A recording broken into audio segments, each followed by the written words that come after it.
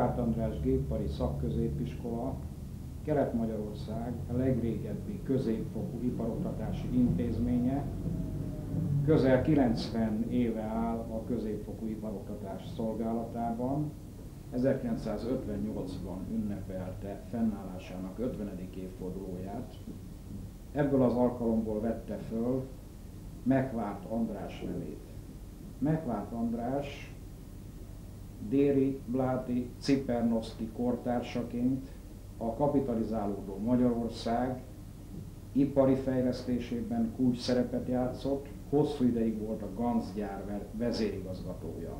Az iskola 75 éves jubileumára ünnepség keretében egész éves rendezvénysorozattal készültünk, és egy könyvet adtunk ki, amely az iskola 75 évéről szólt. A 90-es évektől kezdve olyan korszerű műszaki képesítést kell adni tanulóinknak, hogy tekintettel legyünk az európai igényekre, és tekintettel legyünk arra, hogy ezek a tanulók a következő évezredben fognak praktizálni az ipar és egyáltalán a gazdaság különböző területein. Ennek figyelembevételével végezzük a fejlesztő munkát a tárgyi feltételek vonatkozásában és a személyi feltételek területén. Szakjainkat is a várható ipari igényeknek megfelelően alakítjuk. Gépkarbantartó javító szak a jelenlegi ipari igényeket, gazdasági igényeket elégíti ki. Korszerű szakunk a gyártástechnológia, számítástechnika szak, ez tulajdonképpen a közvetlen holnap igényeit célozza meg. Működik még ezen túlmenően híradásipari szakiskolánkban.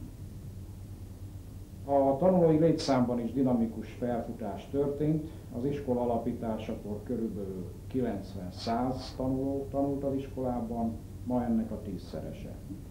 Erre való tekintettel a híradásipari szakunkat tanévtől kezdve a volt MSZNP Oktatási Intézetbe helyeztük ki, és valószínű, hogy ott fokozatosan önálló iskolaként híradásipari technikusokat fog képezni. Itt bent a régi iskolában, a régi gépipariban a gépészképzés folyik, de amint az előbb említettem, a korszerű igényeknek megfelelő gépészképzés.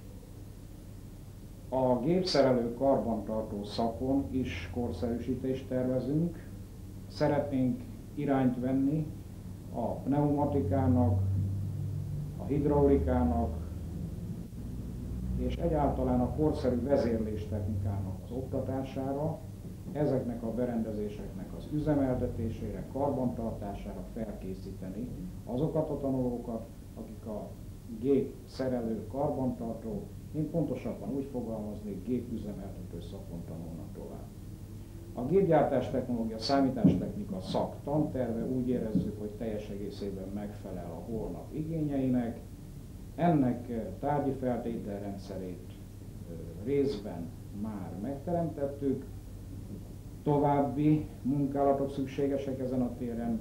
Csak példaként említeném, hogy ebben az évben kb. 10 millió forint értékben végeztünk fejlesztést. Elsősorban a számítógépes rendszernek a kiépítésére fordítottunk jelentős összeget, másrészt pedig a CNC technikának, vagyis magyarán szólva a számítógéppel vezérelt szerszámgépek bemutatásának, kezelésének, oktatására szükséges tárgyi feltételek beszerzéséről van itt szó.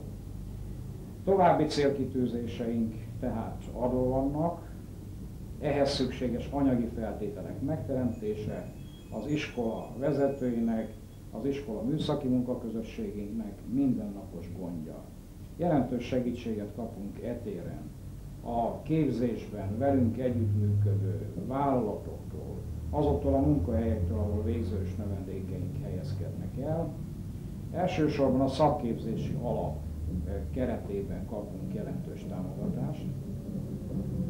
Ezen túlmenően az iskola műszaki nevelői különféle pályázatokon vesznek részt, részben a Művelődési Minisztérium által, részben az Ipari Minisztérium által kiírt pályázatokon, részben pedig az úgynevezett G6-os program keretében.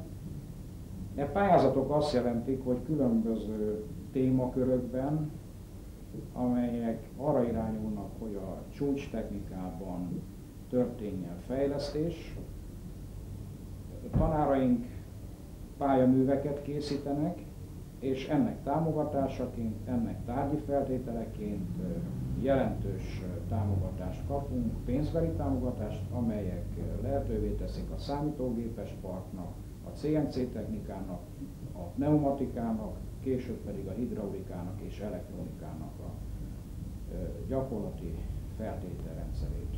A sporttevékenység mindig is központi szerepet töltött be a tanórán kívüli nevelésben, 75 évig eléggé mostoha körülmények között.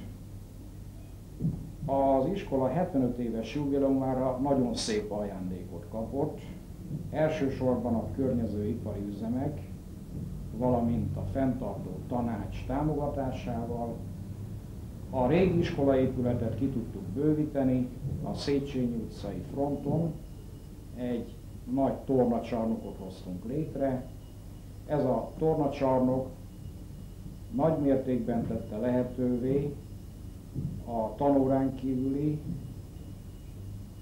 a tömegsport, a szakosztályi tevékenység minél nagyobb tömegekre kiterjedő végrehajtását, folytatását. Ezen túlmenően az iskola helyt ad külső egyesületek versenyeinek is.